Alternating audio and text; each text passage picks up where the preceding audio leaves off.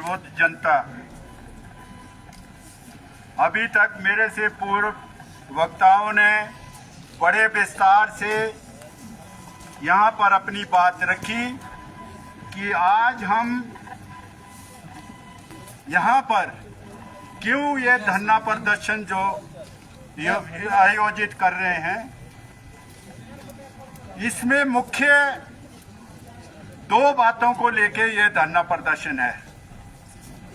पहली बात तो ये है कि केंद्र की भाजपा के नेतृत्व में एनडीए जो सरकार है वो केरल की सरकार और केरल की जनता के साथ भेदभाव और अन्याय कर रही है। एक मुद्दा ये है।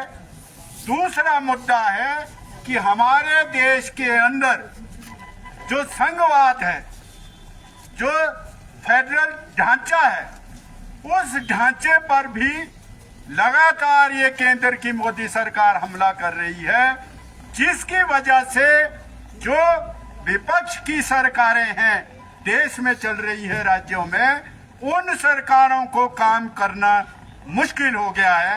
इसीलिए इन दोनों बातों को लेके हम यहाँ पर इकट्ठे हुए हैं और एक केंद्र सरकार के खिलाफ अपनी आवाज बुलंद करने इकट्ठे हुए हैं कि ये जो आज हमला हो रहा है केरल सरकार पर सबसे ज्यादा हो रहा है। जितनी भी देश में विपक्षी पार्टियों की सरकारें हैं उन सबसे ज्यादा हमला केरल की सरकार पर क्यों है? वो इसलिए है कि देश के अंदर जो केंद्र की सरकार है और जो दूसरी सरकारें राज्यों के अंदर है, वो हमारे देश में और प्रदेश में ये नवोदार समर्थित आर्थिक मॉडल को लागू करना चाहते हैं, जो मॉडल हमारे देश के मेहनतकश जनता, मजदूरों, किसानों, कर्मचारियों, छात्रों, नौजवानों और छोटे व्यापारियों, मध्यम वर्ग के वो खिलाफ जाता है। और ये मॉडल हमारे देश में जो बड़े पूंजीपति देशी और विदेशी है और जो हमारे देश के पूंजीपति भूस्वामी है उनके पक्ष में जा रहा है। इसीलिए हमारे देश में जो आम जनता है वो गरीब हो रही है, उसकी पर कैपिटा आय कम हो रही है। जो देश के अमीर है उनकी आय दिन रात जो है वो बढ़ रही है। देश के जो ज्यादातर धन दौलत जो है, आज जो 10% पूंजीपति है वो 70% धन दौलत जो है उनके हाथ में है और 1% के पास 40% धन दौलत है। इस मॉडल को वो देश में लागू कर रही है। सीपीआईएम इस मॉडल का विरोध करती है। हम ये बात जनता में ले जा रहे हैं कि ये जो केंद्र सरकार है ये जनता की कल्याण के लिए सरकार नहीं है। ये सरकार हमारे देश के अंदर नैतिक और सांप्रदायिक गठजोड़ की सरकार है।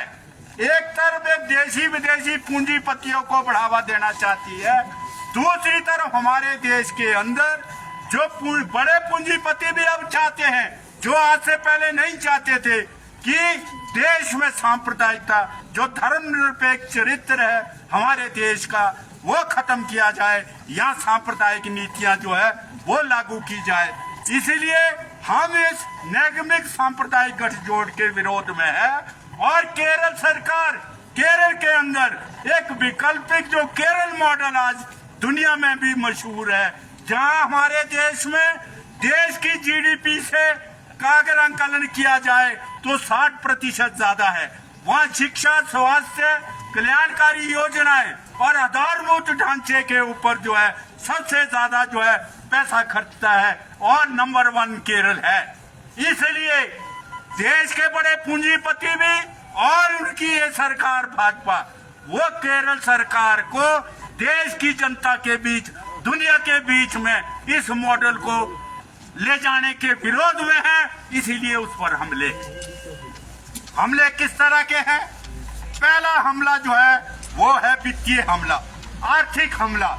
जो मेरे से पूर्व वक्ताओं ने कहा कि जो राज्यों को संघीय ढांचे के तहत हमारे संविधान के तहत जो मिलना चाहिए, केंद्रीय करों का हिस्सा मिलना चाहिए, जीएसटी का 40% मिलना चाहिए और केंद्रीय योजनाओं के लिए पैसा मिलना चाहिए, वो पैसा ये सरकार जो है वो दे नहीं रही है, ताकि केरल सरकार इस वैकल्पिक मॉडल को आगे ना बढ़ा सके, वो आगे ना बढ़ सके, वो देश की जनता उसको अपना ना सके, इसलिए उसके ऊपर ये लगातार हमले कर रहे हैं। और जो देश के अंदर जो नीतियां, जो केंद्र शासित योजनाएं जो है वो केंद्र की योजना है, उनको भी मनमर्जी से उस पर थोप रही है और मनमर्जी से बंद कर रही है और बहुत सारी योजनाओं को पैसे भी जो है वो नहीं दे रही है। इससे भी केरल की जनता को जो है नुकसान हो रहा है।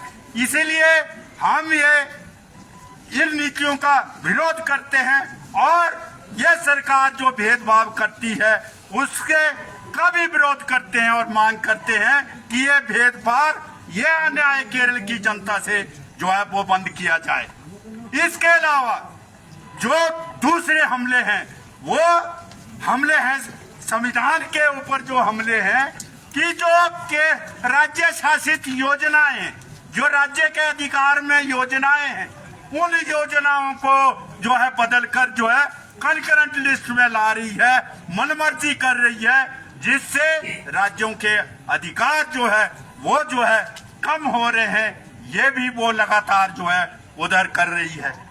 इसके अलावा जो दूसरा जो मुद्दा है हमारे देश के अंदर, जैसे मेरे से पूर्व साथी सिंघा ने कहा कि ये जो हमारे गणराज्य का चरित्र है, धर्मनिरपेक्ष, जनवादी और समाजवादी और संघीय ढांचा है, इसके ऊपर हमला है, संविधान के ऊपर हमला है।